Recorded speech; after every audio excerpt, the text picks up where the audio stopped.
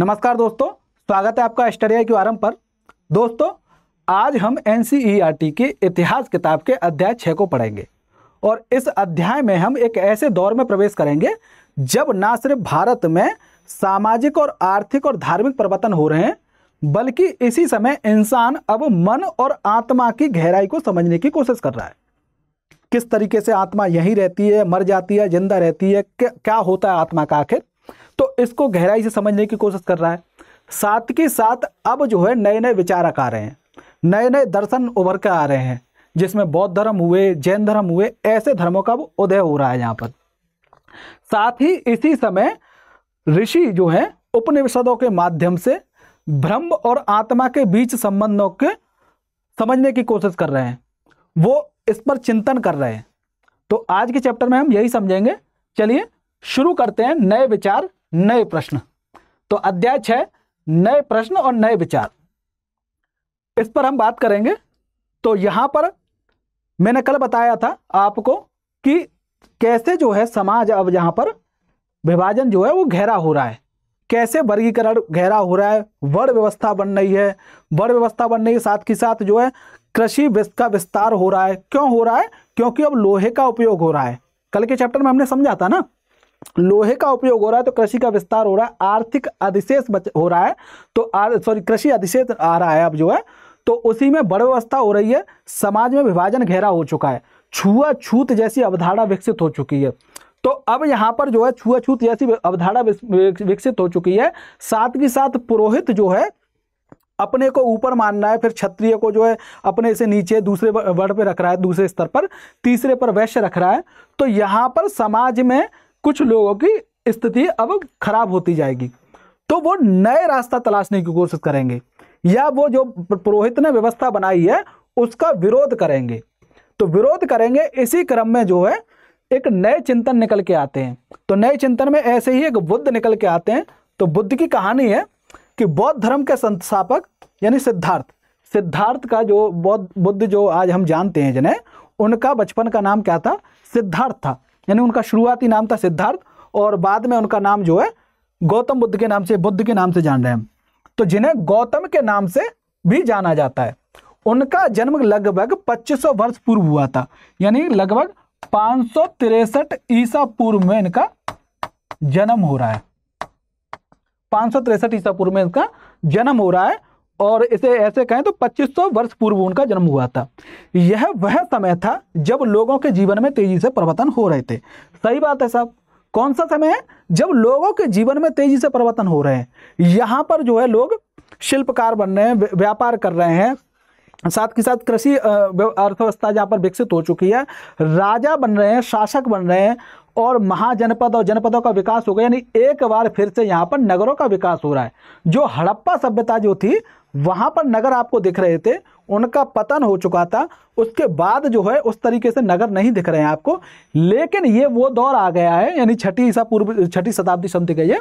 तो इस दौर में फिर से नगरों का विकास हो रहा है। नगरों का विकास हो रहा है, हमने कल पढ़ा था ना, जनपद महाजनपद जो पढ़े थे। ऐसे ही यहाँ पर जो है कुछ संघ निकल के आ रहे हैं बड़े शक्तिशाली। यहीं पर मगध राज्य आ रहा है ना, वहीं पर आप वज्जी संघ देखे थे कल जो है। तो ऐसे ही परिवर्तन हो रहे हैं। तो जैसा कि आपने जो है अध्याय 5 में पढ़ा था, महाजनपदों के कुछ राजा इस समय बहुत शक्तिशाली हो गए थे। सही बात है साहब। हम जब जो है मगध को पढ़ रहे थे तो मगध के जो शासक थे कितने शक्तिशाली हो गए थे। अजातशत्रु वज्जी संघ पर आक्रमण कर रहे हैं, है ना। तो हजारों साल के बाद फिर से नगर उभर रहे थे। गांव के जीवन में भी बदलाव आ रहा था। नगर तो उभर ही रहे थे, साथ के साथ गांव का जीवन भी बदलाव से गुजर रहा है। क्योंकि बता ही दिया मैंने क्यों गुजर रहा है, क्योंकि यहाँ पर दो परिवर्तन हो चुके हैं। पहला तो लोहे का उपयोग और दूसरा पौधरोपण, कल बताया था हमने सारा। अब बहुत से विचारक इन परिवर्तनों को समझने का प्रयास कर रहे हैं। क्या कर रहे हैं? प्रयास कर रहे हैं। बहुत से विचारक जो है वे जीवन के सच्चे अर्थ को भी जानना चाह रहे हैं। अब सच्चे अर्थ को क्यों जानना चाह रहे होंगे?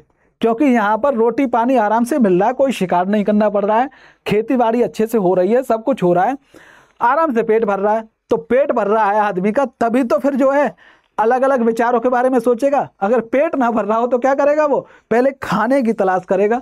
जो हम पाषाण काल में देख रहे थे, पाषाण काल में क्यों नहीं कोई विचार निकल के आया?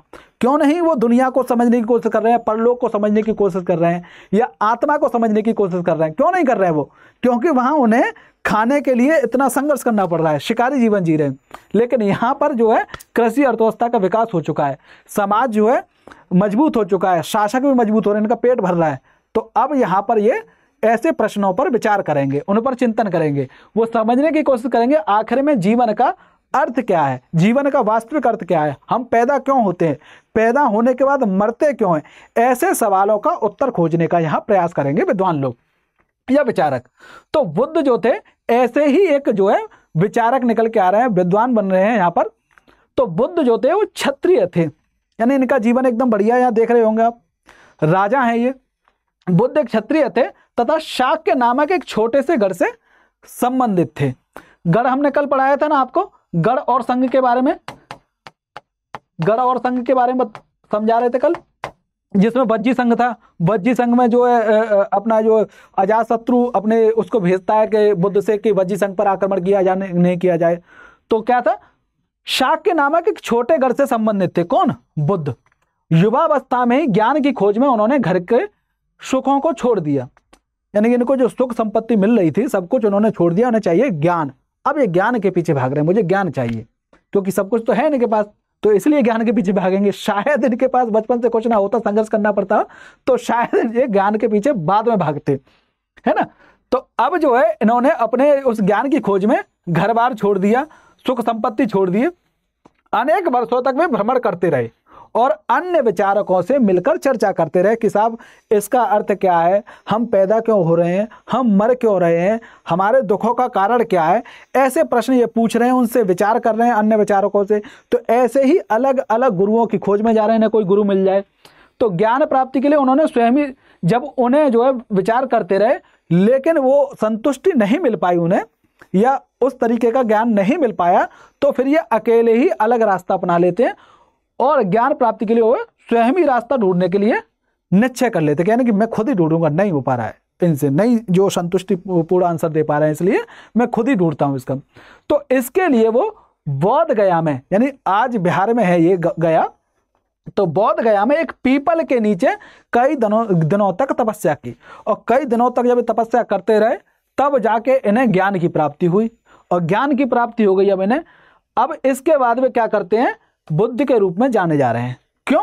क्योंकि उन्हें बुद्धि आ गई एक तरीके से, तो ज्ञान की प्राप्ति हो गई है। ज्ञान की प्राप्ति के बाद सिद्धार्थ से क्या बन जा रहे हैं, अब ये बुद्ध बन जा रहे हैं, है ना। अब यहां से ना बुद्ध के रूप में जाना जा रहा है। यहां से वे वाराणसी के निकट सारनाथ जाते हैं, यानी जैसे ही ज्ञान प्राप्त हुआ, ज्ञान प्राप्ति के बाद जो है ये सारनाथ जा रहे हैं, जो वाराणसी के निकट है, और यहां पर अपना पहला उपदेश दे रहे हैं, यानी प्रथम उपदेश देते हैं। अब यहां पर ये पहली बार उपदेश देते हैं। तो आपसे अगर कोई पूछे कि बुद्ध ने प्रथम उपदेश कहां दिया था या पहली बार उपदेश कहां दिया था, तो आप उत्तर लगाएंगे सारनाथ, जो वाराणसी के निकट है। और पहली बार इन्हें ज्ञान कहां प्राप्त हुआ था, तो आप लगाएंगे साहब बोध गया, यानी कि गया में इन्हें ज्ञान प्राप्ति हुई थी। कुशीनारा में मृत्यु से पहले, अब यहां समझ में आ रहा होगा, कुशीनारा में मृत्यु से पहले, तो आपको पता चल गया कि बुद्ध की जो है मृत्यु कहां हुई होगी या कहां हुई, तो वो हुई कुशीनारा में। तो बुद्ध की मृत्यु हुई कुशीनारा में। तो कुशीनारा में मृत्यु से पहले का शेष जीवन उन्होंने पैदल ही एक स्थान से दूसरे स्थान की यात्रा करने और लोगों को शिक्षा देने में व्यतीत किया। यानी जब तक मृत्यु नहीं हो गई उनकी, तब तक वो लोगों को शिक्षा देते रहे, ज्ञान देते रहे, और एक जगह से दूसरी जगह, दूसरी जगह से तीसरी जगह पैदल चल करके ही ये ज्ञान को वितरण कर रहे हैं, ज्ञान दे रहे हैं, जो है लोगों को शिक्षा दे रहे हैं। ठीक है साहब। अब बुद्ध ने जो शिक्षा दी वह जीवन कष्टों और दुखों से भरा है। अब वो क्या कह रहे हैं, उन्होंने सबसे पहले शिक्षा क्या दी, लोग बता रहे हैं कि साहब जो जीवन है वो दुख में है, संसार दुख में है। वो बता रहे हैं सारे प्राणी जो है संसार में वो सब दुख में है। अब बता रहे हैं जब दुख में है तो उसका कारण होगा ना कोई, तो वो कारण बता रहे हैं कि दुख में है, संसार दुख में है और उसका कारण है, और कारण बता रहे हैं वो तृष्णा को, यानी आपकी इच्छाओं को। और जब तृष्णा आपका कारण है दुख का, तो फिर जो है अगर तृष्णा मिटा देंगे तो आपका दुख भी दूर हो जाएगा। तो यही बता रहे हैं जो है कि जीवन जो है कष्टों और दुखों से भरा हुआ है, और ऐसा हमारी इच्छा और लालसाओं के कारण होता है। यानी हमारी इच्छा और लालसा शायद कभी पूरी हो पाएगी, तृष्णा तो कभी किसी की पूरी नहीं हो सकती, क्योंकि आज आपको कुछ मिल जाए फिर आपको उससे अधिक मिलने की लालसा रहेगी, अधिक मिलने की इच्छा करेगी। आज आप मान के चले आईएएस बन जाएं आप कल को, तो आईएएस बनने के बाद आपको प्रमोशन की चिंता रहेगी कि मुझे प्रमोशन मिलना चाहिए।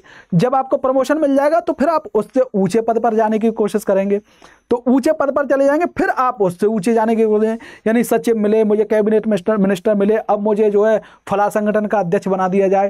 इस तरीके से आपकी इच्छाएं बढ़ती जाएंगी।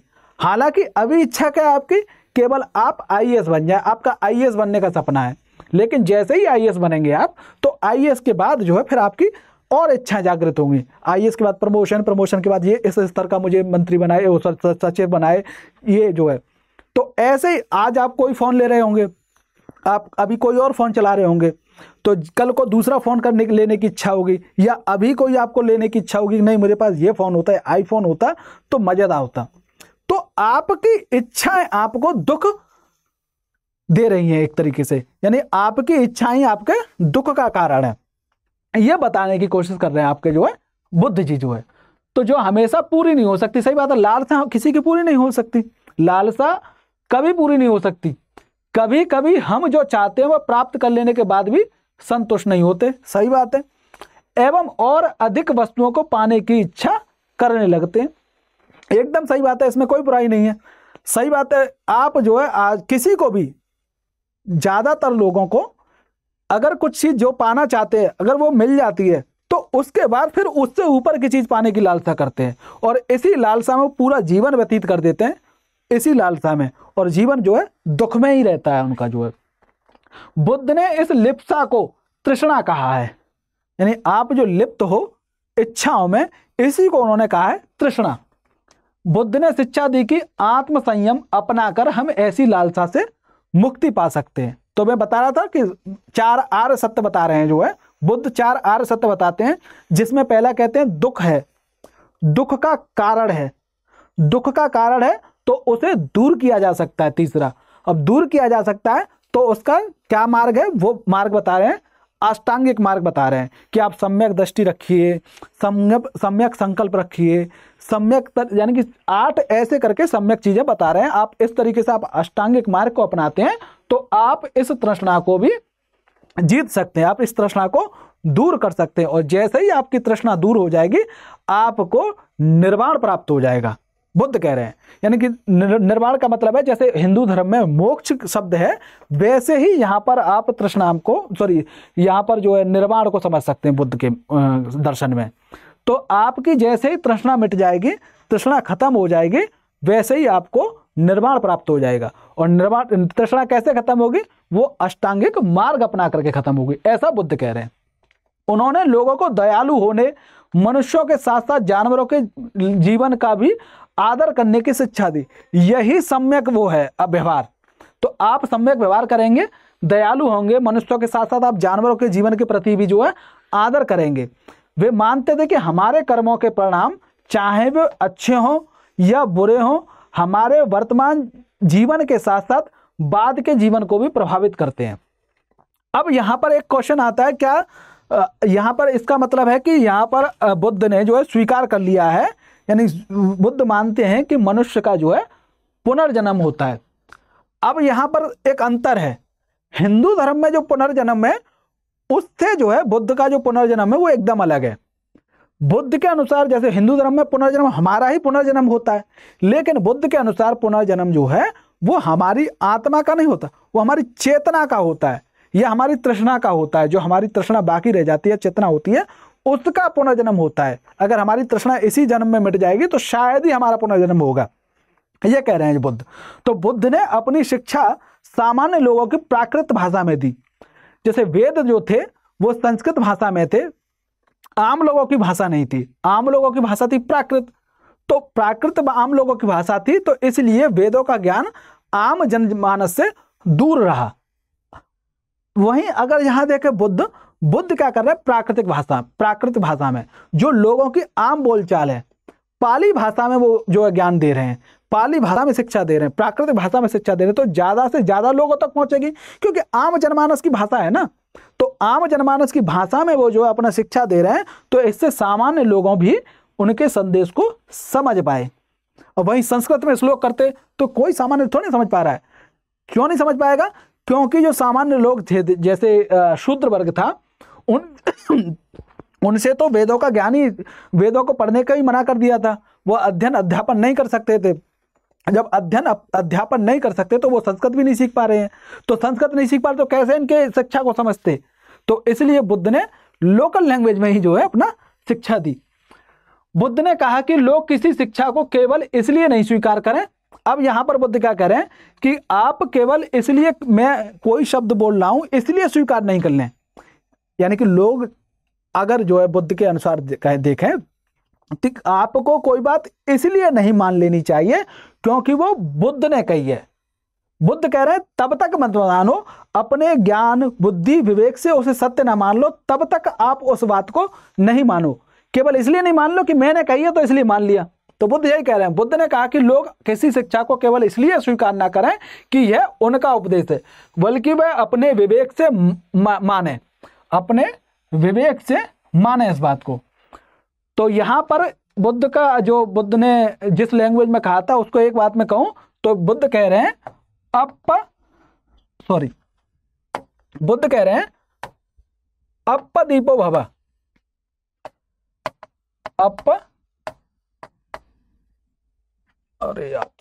अपदीपो भव,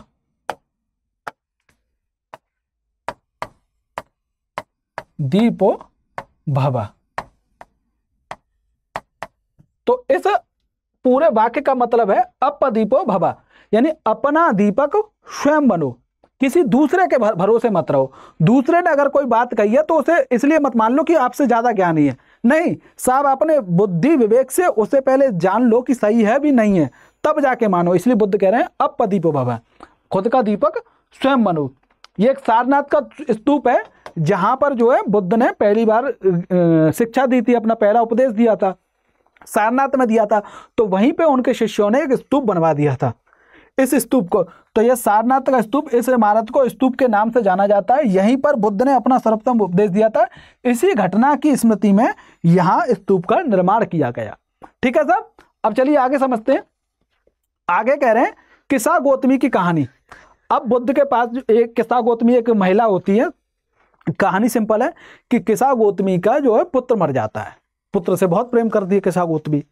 पुत्र मर जाता है तो वो उस पुत्र को लेकर के नगर में पूरे में घूमती है और सबसे जो है रिक्वेस्ट करती है, सबसे बोलती है जो भी मिलता है उसके सामने कि साहब मेरे पुत्र को जीवित कर दो, साहब मेरे पुत्र को जीवित कर दो, अगर मेरे पुत्र को कोई जीवित कर सकता है तो उसका नाम बता दो, या आप जीवित कर दो, किसी भी तरीके से अगर मेरा पुत्र जीवित हो सकता है तो जीवित कर दो साहब। तो अपने पुत्र को जीवित करने के लिए वो दर दर भटक रही होती है सब जगह। ऐसे में एक आदमी उसे बुद्ध के पास ले जाता है कि साहब मैं जानता हूं एक आदमी को जो आपके पुत्र को जीवित कर सकता है।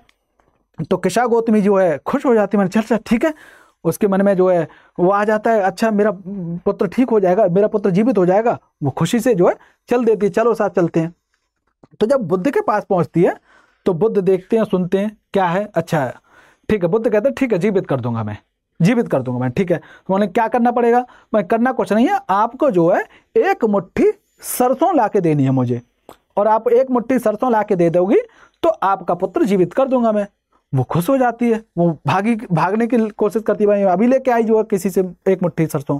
लेकिन यहीं पर बुद्ध से रोकते हैं, मैंने रुको, एक मुट्ठी जो सरसों लानी है वो ऐसे घर से लानी है जहां कभी किसी की मृत्यु ना हुई हो।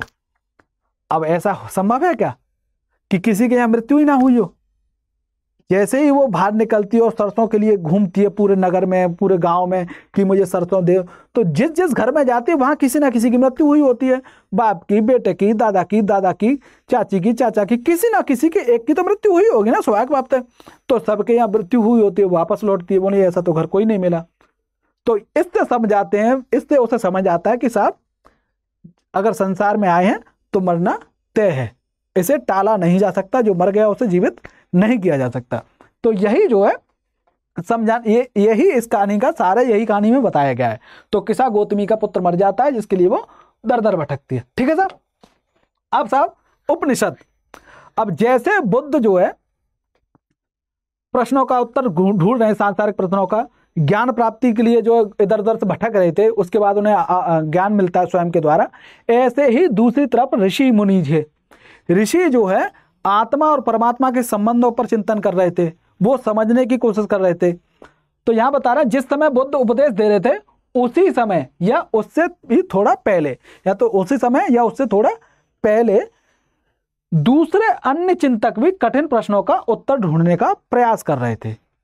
प्रयास कौन से उत्तर ढूंढने का, कि हम पैदा क्यों हो रहे हैं, पैदा हो रहे हैं तो मर क्यों रहे हैं, मरने के बाद आखिर जा कर रहे हैं, जा रहे हैं तो वहां जाकर क्या कर रहे हैं, और जाते क्यों होंगे, क्या बार बार जाना पड़ता है या एक बार में ही जो है बस जागने के खेल खत्म हो जाता है, क्या परमात्मा नाम की कोई चीज है, अगर चीज है तो वो हमसे किस तरह अलग है, या दोनों एक हैं, या भगवान जैसी कोई चीज है क्या, ऐसे प्रश्नों का उत्तर ढूंढने की कोशिश कर रहे हैं वहां पर ऋषि।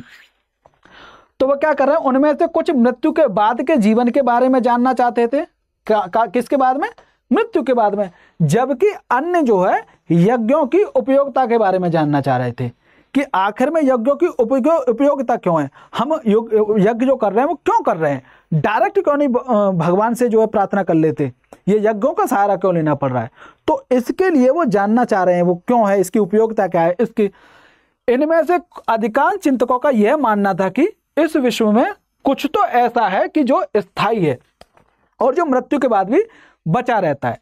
यानी इसमें जो इस चिंतन को कर रहे हैं, इस वाले चिंतन के जो विचारक थे या विद्वान थे, उनमें से अधिकांश लोग मान रहे हैं कि इस जो है जीवन या इस संसार में कुछ तो स्थायी है।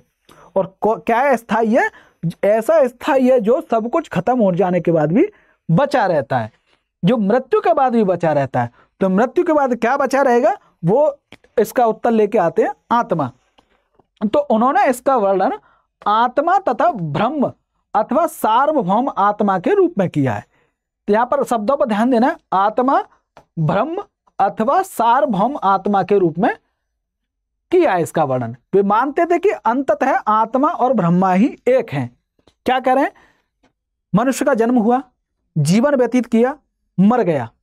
तो अब यहां पर उन्होंने क्या खोजा है कि एक तत्व है जो स्थायी है, जो मरने के बाद भी जीवित रहता है, वो मरने के बाद भी बचा रहता है। और वो क्या बचा रहता है, वो बचा रहता है साहब आत्मा। आत्मा बची रहती है और यही आत्मा जो है ब्रह्म कह रहे हैं ये। तो आत्मा और ब्रह्म बचे रहते हैं और यही आत्मा और ब्रह्म जो है क्या है, इसे ये संज्ञा दे रहे हैं सार्वभौम आत्मा का। यानी कि सभी जगह व्याप्त, हर जगह मौजूद ऐसी आत्मा, उसे कह रहे हैं सार्वभौम आत्मा। ठीक है। और ये वो मानते हैं कि अंततः यही बचे रहते हैं, आत्मा और ब्रह्म यही दोनों एक हैं, अलग अलग नहीं है। यानी जब आत्मा निकलती है तो ब्रह्म जाकर के मिल जाती है और एक हो जाती है। ऐसे कई विचारों का संकलन उपनिषदों में हुआ है। यानी कि जो इस तरीके के विचार दे रहे हैं, इन विचारकों का संकलन कहां पर हो रहा है, वो उपनिषद के अंदर हो रहा है। उपनिषद उत्तर वैदिक ग्रंथों का हिस्सा थे। यानी जिस तरीके से वैदिक काल में जो हम ऋग्वेद पढ़ रहे थे, उसके बाद जब सामवेद, अथर्ववेद, यजुर्वेद थे, वो उत्तर वैदिक काल के ग्रंथ थे। ऐसे ही ये जो उपनिषद हैं, ये भी उत्तर वैदिक काल के ग्रंथ हैं। यानी उत्तर वैदिक ग्रंथ कह रहे हैं। उपनिषद का शाब्दिक अर्थ होता है गुरु के समीप बैठना। तो गुरु के समीप बैठ रहे हैं तो यहाँ पर वार्तालाप हो रही होती होगी, चर्चा हो रही होती होगी, तभी तो उत्तर खोज रहे होंगे ना। तो इन ग्रंथों में अध्यापकों और विद्यार्थियों के बीच बातचीत का संकलन किया गया है। प्राय ये विचार सामान्य वार्तालाप के रूप में प्रस्तुत किए गए हैं। यानी कि इसमें जो लिखे गए हैं उपनिषद में, वो सामान्य वार्तालाप के रूप में प्रस्तुत किए गए हैं। किसी ऐसे मान के चलो, वो एक विद्यार्थी प्रश्न कर रहा है कि गुरु, आदमी मर गया तो जब गया कहां? तो गुरु उधर से उत्तर दे रहा है, कहीं नहीं गया, आत्मा थी, निकल गई, ब्रह्म के पास चली गई, ब्रह्म बन गई आत्मा जो है। अब दूसरा पूछ रहा है, अरे गुरु, जब हमें मरना ही था तो पैदा क्यों हुए? क्या मतलब था पैदा होने का? तो अब समझा रहे हैं गुरु, तुम्हारे पिछले कर्मों का ये फल है। अगर तुम्हें पिछले कर्मों में अच्छे कर्म किए होते, मोक्ष मिल जाता तो नहीं पैदा होते। तो इस तरीके के उत्तर दे रहे होंगे, कहने का मतलब ये है, इस तरीके के वार्तालाप के रूप में ये संकलित है। अब यहीं पर इन चर्चाओं में भाग लेने वाले कौन होंगे? अधिकांशतः पुरुष होंगे। और पुरुषों में कौन होंगे? ब्राह्मण होंगे या क्षत्रिय होंगे, और हो सकता है कभी कभी वैश्य होंगे। शूद्र इसमें शामिल नहीं होंगे। क्यों नहीं होंगे? क्योंकि उत्तर वैदिक काल है ना, यहाँ पर शूद्रों को अछूत मान लिया गया है। शूद्रों का अछूत मान लिया गया, उनसे रिश्ता जो रखना अपवित्र माना जा रहा है, तो इसलिए उनमें भाग नहीं ले सकते होंगे वो। लेकिन यहाँ पर एक पुरुष के साथ साथ एक महिला भी इसमें नहीं भाग लेती होंगी आमतौर पर। क्यों? क्योंकि महिलाओं की स्थिति भी शूद्रों की तरह मानी गई, उसमें महिलाओं की स्थिति शूद्रों की तरह मानी गई, तो इसलिए यहाँ पर महिला भी जो है नहीं भाग लेती होंगी। लेकिन एक गार्गी नाम की महिला है, गार्गी नाम की एक स्त्री है, विचारक है, इन्हें दर्शन का बहुत अधिक ज्ञान, बहुत जो साहित्य का ज्ञान है, इन्हें धार्मिक का ज्ञान, धर्म का ज्ञान है। ये कभी कभी जो इनका उल्लेख मिलता है कि ये इनमें भाग लेती थी, हिस्सा लेती थी। विद्वत्ता के लिए प्रसिद्ध, किसके लिए? विद्वत्ता के लिए प्रसिद्ध है, ये विद्वान है ये। तो विद्वत्ता के लिए प्रसिद्ध गार्गी राज दरबारों में होने वाले विवाद में भाग लिया करती थी। क्यों लिया करती थी? क्योंकि इनके पास बहुत ज्यादा ज्ञान है, विद्वान है उस क्षेत्र में, इसलिए ये आमंत्रित की जा रही हैं। निर्धन व्यक्ति इस तरह के वाद विवाद में बहुत ही कम हिस्सा लेते थे। अरे गरीब आदमी क्या करेगा वहां जाके? इस तरह का एक प्रसिद्ध अपवाद सत्यकाम जावाल का है। किसका है? सत्यकाम जावाल। तो सत्यकाम जावाल थे, जावाल इनकी माता का नाम था, इनकी माता का नाम था जावाल, तो उन्हीं के नाम पर इनका नाम हो गया सत्यकाम जावाल। ये जो है ज्ञान के लिए या शिक्षा के लिए गुरु के पास जाते हैं। गुरु के पास जाते हैं तो गुरु इनसे पूछते हैं कि आपका भाई गोत्र क्या है बताइए, क्योंकि यहां प्राथमिकता दी जा रही थी ना वर्ण को, तो गोत्र पूछ रहे हैं, किस गोत्र से आते हो। अब इस बालक को गोत्र अपना पता नहीं है, तो कह रहा कि साहब मुझे मेरा गोत्र पता नहीं है, मेरे पिता बचपन में ही मर गए थे, मेरे पिता बचपन में ही मर गए थे, और मेरी माता जो है काम में इतनी बिजी रहती है कि उन्होंने कभी जो है उनसे जानना नहीं चाहा कि उनका गोत्र क्या है, तो इसलिए मुझे आज तक मेरा गोत्र पता ही नहीं है। इससे जो गुरु थे वो खुश हो जाते हैं, मैंने क्या देखो एकदम सीधी उत्तर दिया है, खुश हो जाते हैं, तो इन्हें जो है अपना शिष्य बना लेते हैं। तो संभवतः ये, क्योंकि इनकी माता जो थी दासी थी, दासी थी इनकी माँ, तो दासी थी, तो उनको जो है निचले उसमें रखा गया था, शूद्र वर्ण में, तो इसलिए इनसे गोत्र पूछा गया होगा। इसके बावजूद भी इन्हें इसमें शिष्य बना ले रहे हैं, तो इसलिए वो अपवाद के रूप में कहा गया यहाँ पर। तो सत्यकाम जावाल था, सत्यकाम जावाल का नाम उनकी माँ दासी माँ के नाम पर पड़ा। सत्यकाम के मन में सत्य जानने की तीव्र जिज्ञासा उत्पन्न हुई थी। अब सत्य जानने की जिज्ञासा उत्पन्न हुई थी, इसलिए गुरु को खोज रहे थे। तो गौतम नामक एक ब्राह्मण ने उन्हें अपने विद्यार्थी के रूप में स्वीकार किया तथा वह अपने समय के सर्वाधिक प्रसिद्ध विचारकों में से एक बन गए। यानी जब ये जिज्ञासा जगी और गुरु मिले, और गुरु के मिलने के बाद जब ज्ञान प्राप्त हुआ, तो वो सबसे प्रसिद्ध विचारकों में से एक बन गए। उपनिषदों के कई विचारों का विकास बाद में प्रसिद्ध विचारक शंकराचार्य के द्वारा किया गया। ठीक है, इतनी बात समझ में आ रही है आपकी? अगर समझ में आ रही तो लाइक करिए वीडियो को, और अगर समझ में नहीं आ रही तो कमेंट करिए, बताइए कहाँ समझ में नहीं आ रही है, फिर उसे समझाते हैं। ठीक है साहब। अब साहब आता है भारतीय दर्शन की 6 पद्धति। यहीं पर एक षड दर्शन है। षड दर्शन का क्या मतलब है? सदियों से भारत द्वारा सत्य की बौद्धिक खोज का प्रतिनिधित्व दर्शन की 6 शाखाओं ने किया। यानी सदियों से भारत में जो बौद्धिक खोज हो रही है, सत्य की बौद्धिक खोज, किसकी? सत्य की बौद्धिक खोज, तो इसका प्रतिनिधित्व कौन कर रही है? यहां पर दर्शन की 6 शाखाएं कर रही हैं। और ये कौन कौन सी शाखाएं हैं? ये है वैशेषिक, न्याय सांख्य के साथ योग, पूर्व मीमांसा, वेदा या उत्तर मीमांसा के नाम से जाने जाती है। तो ये 6 शाखाएं हैं दर्शन की। इन 6 पद्धतियों के स्थापना क्रम, इनको किसने स्थापित किया है उनका नाम बता रहा है क्रमशः। यानी ऋषि कड़द क्या इन्होंने स्थापना की है? वैशेषिक की। गौतम कपिल इन्होंने न्याय सांख्य की स्थापना की। पतंजलि इन्होंने योग की स्थापना की। जैमिनी मीमांसा की कर रहे हैं, और वहीं व्यास जो है वेदा या उत्तर मीमांसा के रूप में इन स्थापना कर रहे हैं व्यास। तो इनके स्थापना किन किन ने की, आपको समझ में आ गया? ये जो है आज भी देश में बौद्धिक चर्चा को दिशा देते हैं। कौन देते हैं? ये पूरे 6 शाखाएं जो हैं। जर्मन मूल के ब्रिटिश भारतविद कौन?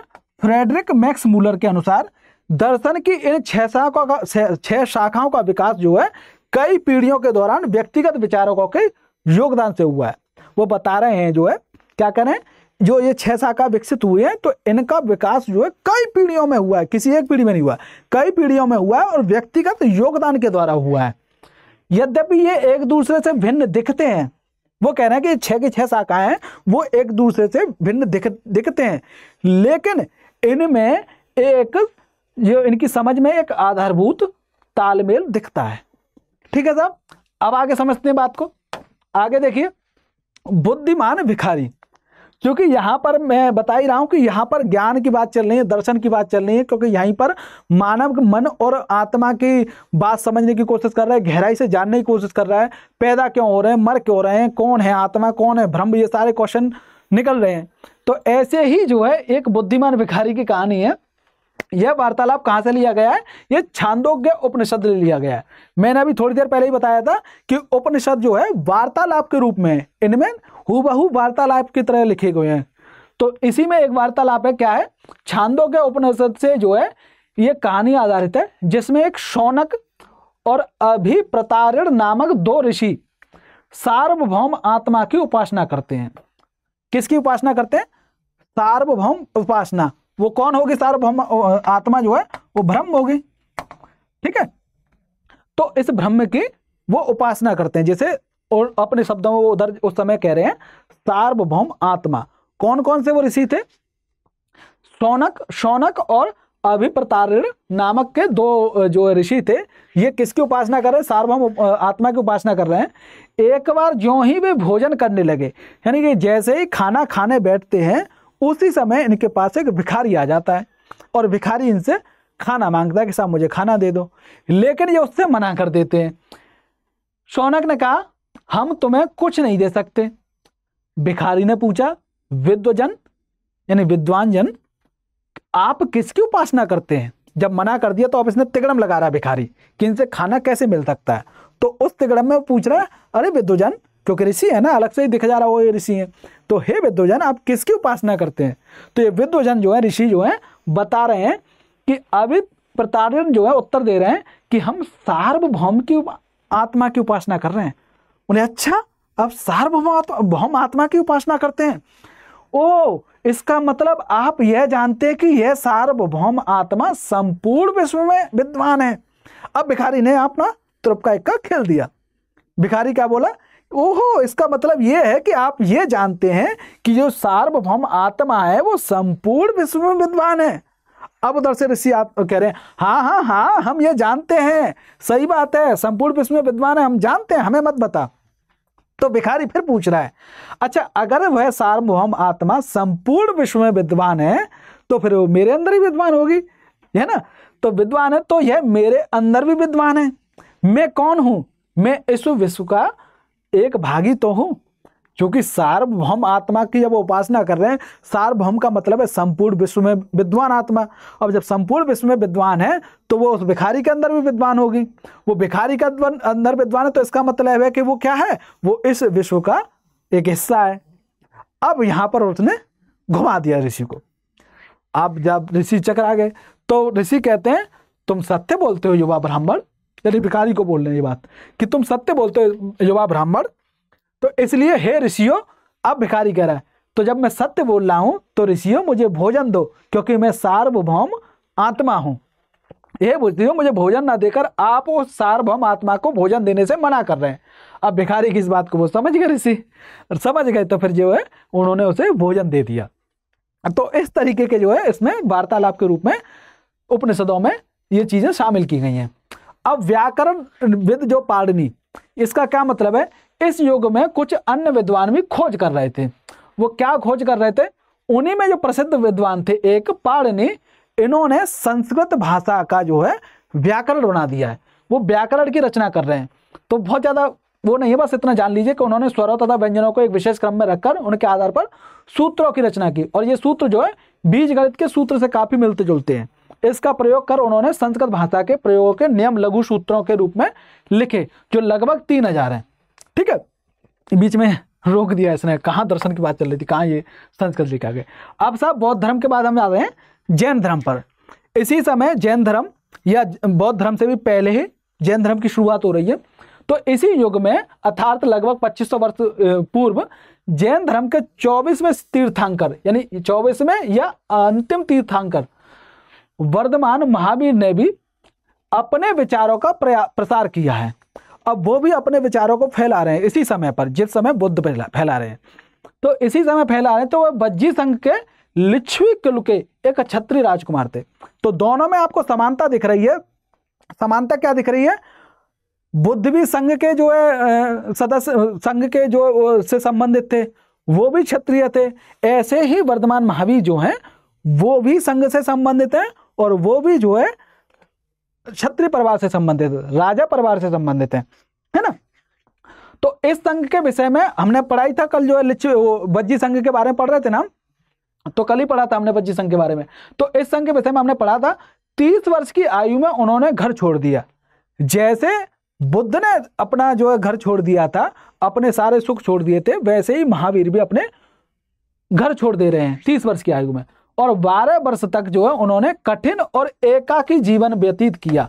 इसके बाद उन्हें ज्ञान प्राप्त हुआ। ऐसे बुद्ध को भी हुआ था, उन्होंने भी तपस्या की। उनकी शिक्षा सरल थी। अब इन्होंने जो शिक्षाएं दी वो बड़ी सरल थी, वो कर्म कांडों पर आधारित नहीं थी ज़्यादा, या जिस तरीके से वेदों में बातें कही गई थी उस तरीके से नहीं थी। यज्ञ पर बहुत ज़्यादा बल नहीं दे रहे हैं, कुछ नहीं दे रहे हैं। ये जो है सीधी सरल शिक्षा थी। सत्य जानने की इच्छा रखने वाले प्रत्येक स्त्री और पुरुष को अपना घर छोड़ देना चाहिए। वो कह रहे हैं कि साहब अगर आपको सत्य जानना है तो आपको घर छोड़ना पड़ेगा। उन्हें अहिंसा के नियमों का कड़ाई से पालन करना चाहिए, अर्थात किसी भी जीव को ना तो कष्ट देना चाहिए और ना ही उसकी हत्या करनी चाहिए। यानी यहाँ पर ये अहिंसा पर बल दे रहे हैं। ऐसे ही बुद्ध भी अहिंसा पर बल दे रहे हैं। महावीर का कहना था कि सभी जीव जीना चाहते हैं, और जब जीना चाहते तो आप कौन होते हैं उन्हें मारने वाले? आप क्यों मारते हैं उन्हें? तो सभी के लिए जीवन प्रिय है। महावीर ने अपनी शिक्षा प्राकृत में दी। जिस तरीके से बुद्ध ने जो है आम जनमानस की भाषा में अपने ज्ञान दिया, अपने शिक्षा दी, वैसे ही महावीर ने भी आम जनमानस की भाषा प्राकृत में दी है। तो चूंकि ये भी आम जनमानस की भाषा में दे रहे हैं तो लोगों को ज्यादा समझ में आएगी चीजें। यही कारण है कि साधारण जन भी उनके तथा उनके अनुयायियों की शिक्षाओं को समझ सके। यानी इनकी शिक्षा और इनके जो अनुयायी जो शिक्षा दे रहे थे उनको आराम से समझ पाएंगे, क्योंकि उन्हीं की भाषा है ना, लोकल भाषा है। देश के अलग अलग हिस्सों में प्राकृत के अलग अलग रूप प्रचलित थे। प्रचलन क्षेत्र के आधार पर ही उनके अलग अलग नाम थे। जैसे मगध में बोले जाने वाली प्राकृत जो है मगधी कहला रही है, मगधी या मागधी, तो मगधी कहला रही है। जैन नाम से जाने गए महावीर के अनुयायियों को भोजन के लिए भिक्षा मांगकर सादा जीवन बिताना होता था। ऐसे ही जो है बुद्ध के जो भिक्षु थे वो भी जो है सादा जीवन बिताते थे। ऐसे ही इनके जीवन भी भिक्षा मांगकर जो है सादा जीवन बिता रहे हैं। उन्हें पूरी तरह से ईमानदार होना पड़ता था तथा चोरी ना करने की उन्हें सख्त हिदायत दी जाती थी। उन्हें ब्रह्मचर्य का पालन करना होता था। पुरुषों को वस्त्रों सहित सब कुछ त्याग देना पड़ता था। यानी कि जब जो है हम आगे पढ़ेंगे इस सब चीज़ को, जब ये जैन धर्म की 2 शाखाएं निकलती हैं, उसमें एक शाखा जो है श्वेतांबर होती है, एक पीतांबर होती है। तो श्वेतांबर पीतांबर में एक जो है वहाँ पर पुरुषों को वस्त्र तक त्याग देने पड़ते हैं, यानी नग्न अवस्था में वो जो रहते हैं, है ना। आप साहब देखिए, अधिकांश व्यक्तियों के लिए ऐसे कड़े नियमों का पालन करना कठिन रहा होगा। तो कठिन रहा होगा, फिर दूसरे रास्ते देखेंगे, स्वाभाविक बात है। तो फिर भी हजारों व्यक्तियों ने इस नई जीवन शैली को जानने और सीखने के लिए अपने घरों को छोड़ दिया। कठिन था, लेकिन उसके बावजूद भी बहुत सारे ऐसे लोग थे जिन्होंने इसे सत्य को जानने के लिए अपने घरों को छोड़ दिया। कई अपने घरों पर ही रहे और भिक्खु भिक्षुणी बने लोगों को भोजन प्रदान कर उनकी सहायता करते थे। यानी कि कुछ लोग जो है घर छोड़ करके निकल गए, लेकिन कुछ लोग जो है घर पर ही रह रहे हैं। लेकिन वो क्या कर रहे हैं, जो भिक्खु और भिक्षुणी बन गई हैं उनको खाना दे करके सहायता कर रहे हैं। मुख्यतः व्यापारियों ने जैन धर्म का समर्थन किया। क्यों कर रहे होंगे व्यापारी जैन धर्म का समर्थन? क्योंकि ये कमा रहा है, व्यापार कर रहा है, पैसा दे रहा है, टैक्स चुका रहा है, लेकिन इसके बावजूद भी जो ब्राह्मण धर्म में, यानी कि जो उस समय का वैदिक धर्म था, उसमें उस स्थिति जो 3रे नंबर पे, जबकि वो टैक्स भी चुका रहा है, सब कुछ दे रहा है। तो अपनी स्थिति से वो है जो है यहाँ पर उसकी स्थिति सही लिख रही है यहाँ पर जो है, तो इसलिए वो समर्थन दे रहा है। किसानों के लिए इन नियमों का पालन करना अत्यंत कठिन था, क्योंकि फसल की रक्षा के लिए उन्हें कीड़े मकोड़ों को मारना पड़ता था। क्योंकि जैन धर्म में अत्यधिक अहिंसा पर बल दिया गया है, तो ऐसे में किसानों को जो है इसका पालन करना कठिन रहेगा, क्योंकि जब वो खुदाई कर रहे हैं, जुताई कर रहे हैं, तो वहाँ कुछ ना कुछ तो कीड़ा मरेगा ही, हल से कटेगा या उनके पैर से ही दब के मरेगा।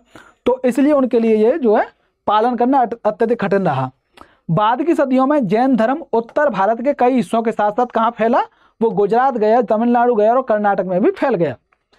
महावीर तथा उनके अनुयायियों की शिक्षाएं कई शताब्दियों तक मौखिक रूप में ही चलती रहीं, यानी यहाँ अभी तक लिखित नहीं हुई हैं, कई शताब्दियों तक वो मौखिक ही जा रही हैं आगे।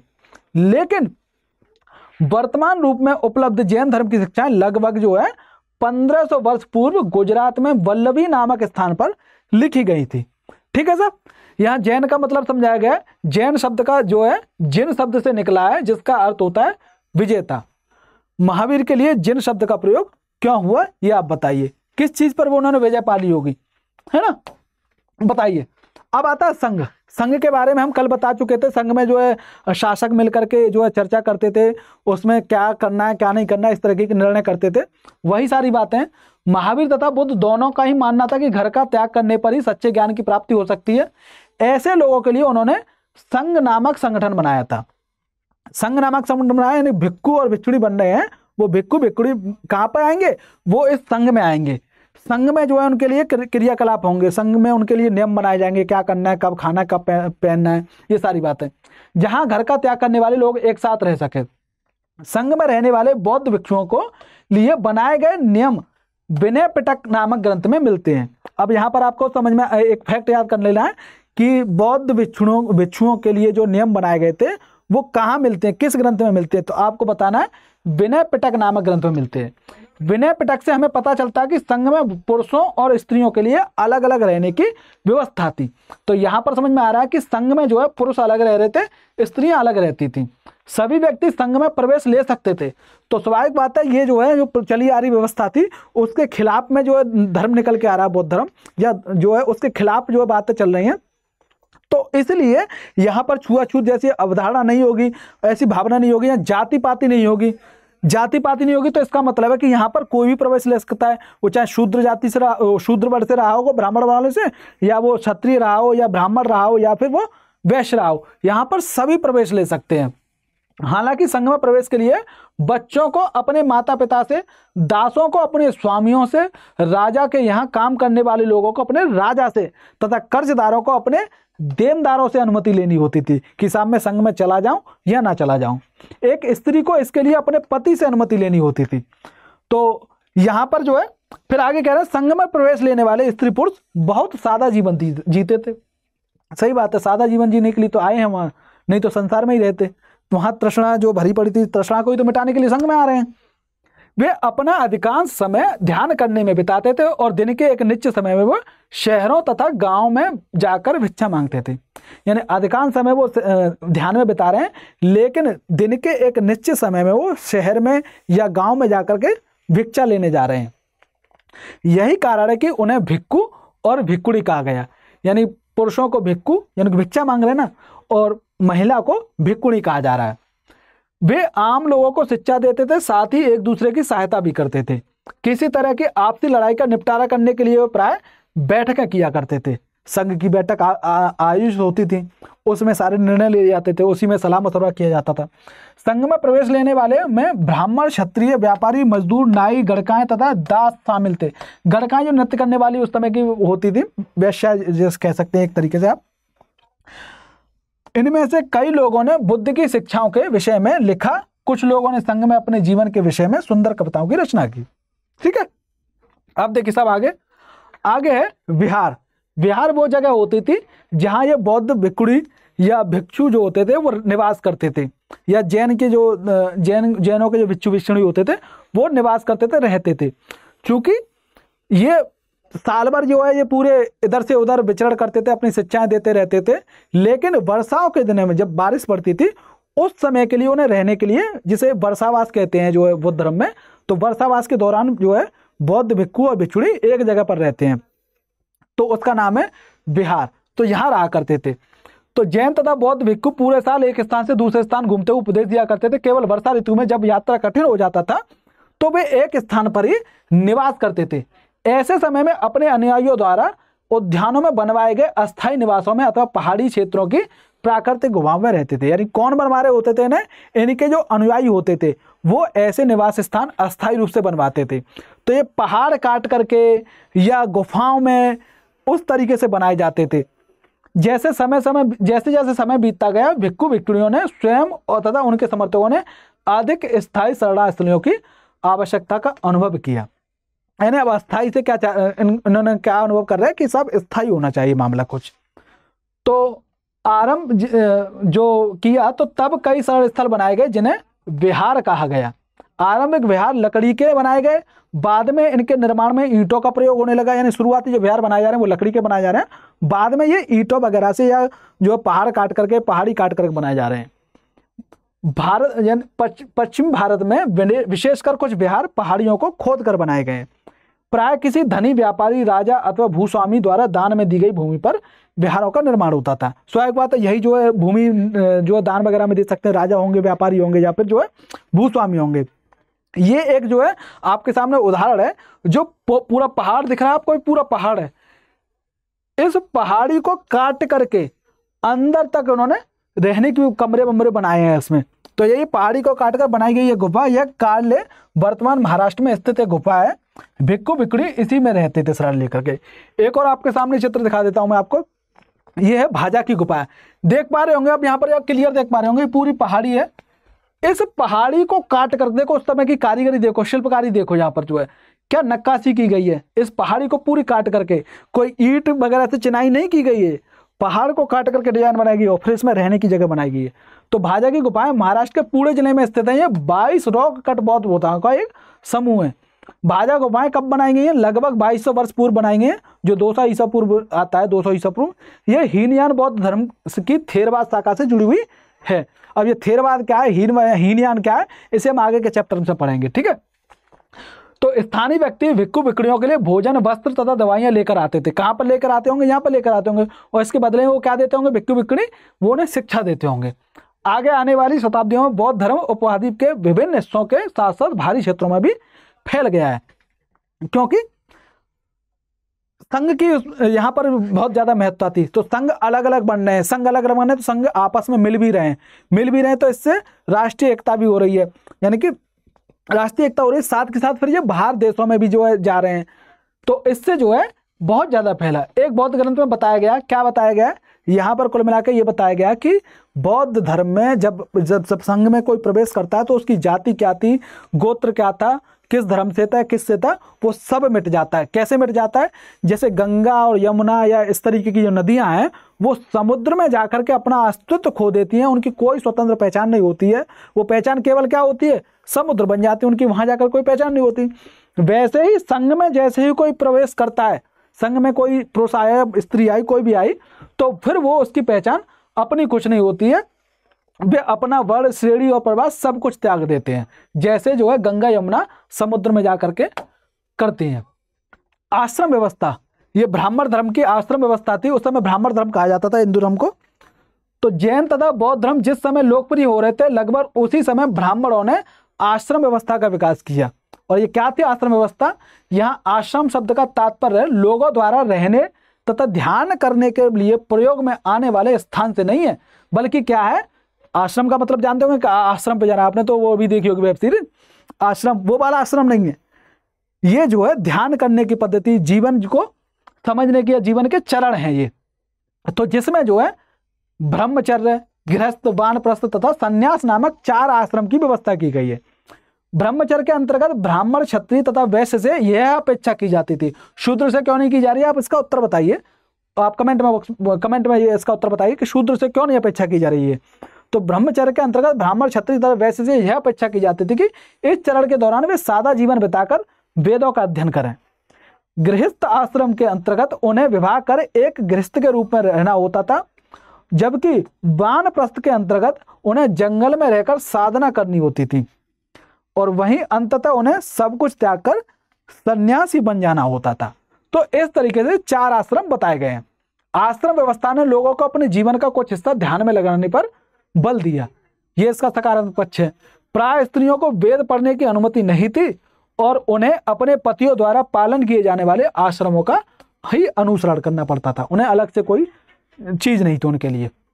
ठीक है, अब साहब देखिए आपके लिए एक अभ्यास प्रश्न है, जैसा हम हर बार करते हैं चैप्टर के अंत में, जो हम चीजें समझते हैं पढ़ते हैं उसके आधार पर एक अभ्यास प्रश्न होता है। तो आपको यहाँ बताना है सही वाक्य और गलत वाक्य कौन सा है। तो बुद्ध ने पशु बलि को बढ़ावा दिया, पशु बलि को बुद्ध द्वारा प्रथम उपदेश सारनाथ में देने के कारण इस जगह का बहुत महत्व है। तो ये गलत है या सही है, गलत है या सही है, चीजें बतानी है आपको ऐसे करके। तो ये 5 जो आपके सामने वाक्य हैं, 5 वाक्य में से बताना है कौन सा सही है आपको, कौन सा गलत है, ये कमेंट बॉक्स में आप लिखते रहिए। अगर आपको का खा लिखने में समस्या आ रही हो तो इसे ए कर लीजिए, बी कर लीजिए, इसे सी, इसे डी कर लीजिए और इसे ई कर लीजिए। तो बताना है ई सही है या डी सही है, कौन सा गलत है कौन सा सही है।